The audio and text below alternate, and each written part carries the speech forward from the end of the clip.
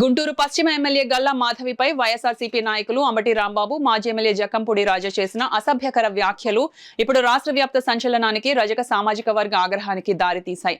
రజక మహిళ అని కూడా చూడకుండా జుట్టు పట్టుకుని కొడతానంటూ జక్కంపూడి రాజా చేసిన వ్యాఖ్యలపై రజక సాధికారిక కమిటీ, రజక ఫెడరేషన్ నాయకులు నిప్పులు చెరిగారు. రాష్ట్ర రజక సాధికారిక కమిటీ మెంబర్, టీఎన్టీసీ జిల్లా ప్రధాన కార్యదర్శి తాతపూడి రామకృష్ణ స్వగృహంలో ఏర్పాటు చేసిన పాత్రికేయుల సమావేశంలో ఆయన మాట్లాడుతూ, వీరనారి చాకలి ఐలమ్మ వారసులమైన తమ జాతిని తక్కువ అంచనా వేయవద్దని హెచ్చరించారు. వెంటనే గల్లా మాధవికి బేషరతుగా క్షమాపణ చెప్పాలని డిమాండ్ చేశారు.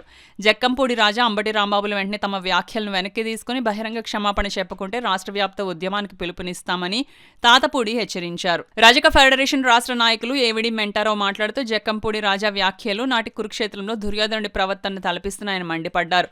కాకినాడ రూరల్ రజక సాధికారిక అధ్యక్షులు చోడవరపు సత్యనారాయణ, ఇతర నాయకులు మాట్లాడుతూ, రాజకీయంగా ఎదుర్కోలేక మహిళల వ్యక్తిత్వాన్ని హననం చేయడం వికృత చేష్టలని అభివర్ణించారు. అధికార గర్వంతో విర్రవీగితే రజక సామాజిక వర్గం తగిన బుద్ధి చెబుతుందని స్పష్టం చేశారు. ఈ సమావేశంలో రాజపూడి గంగరాజు, పాలేపు లోవరాజు, కుమిలి సత్యనారాయణ, రాజపూడి సత్యనారాయణ, గంగాడి రమణ, కలిదిండి సాయిబాబు, తాతపూడి రామాదేవి తదితరులు పాల్గొన్నారు.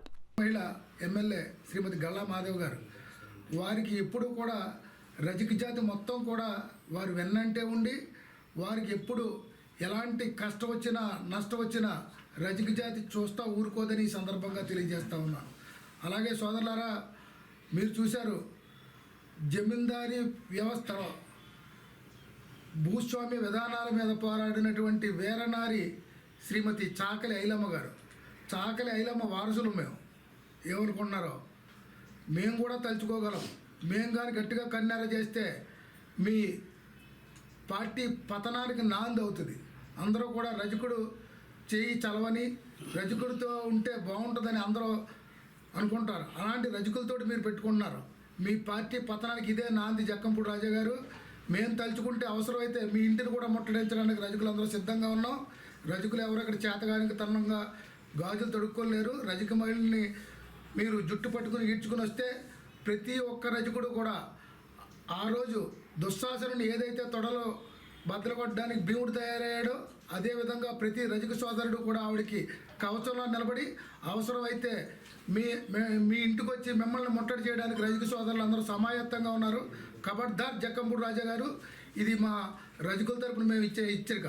కాబట్టి ఇక నుంచి సంస్కారవంతంగా నోరుని అదుపులో పెట్టుకుని, ఆవిడ చాలా శాంతియుతంగా చాలా గౌరవంగా మాట్లాడారు.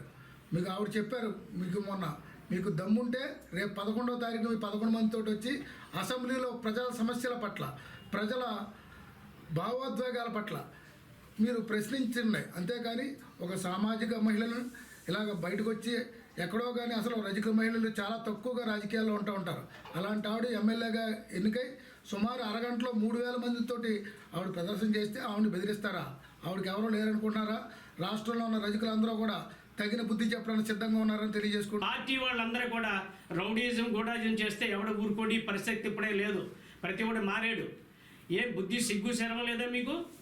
తిరుపతిలో లడ్డూలు, కోట్ల లడ్డూలు మీరు నెయ్యితోటి, కొవ్వులతోటి, పంది కొవ్వుతోటి, ఆవు కొవ్వులతోటి, రకరకాల దుర్మార్గమైన ఆయిల్లు కెమికల్స్తో తయారు చేసి వాటిని లడ్డూలుగా తయారు చేసి మీరు రామ జన్మభూమికి అన్ని లడ్డూలు పంపించడానికి సిగ్గేట్లేదయ్యా వైవి సుబ్బారెడ్డికి. కానీ మరి వాళ్ళని అడుగు, నువ్వు వాళ్ళని అడగకుండా అక్కడేదో ఆవిడ ధర్నా చేయడానికి వెళ్ళి ఒక ఇది చెప్తే బుద్ధి లేకుండా మాట్లాడడం అనేది కరెక్ట్ కాదు.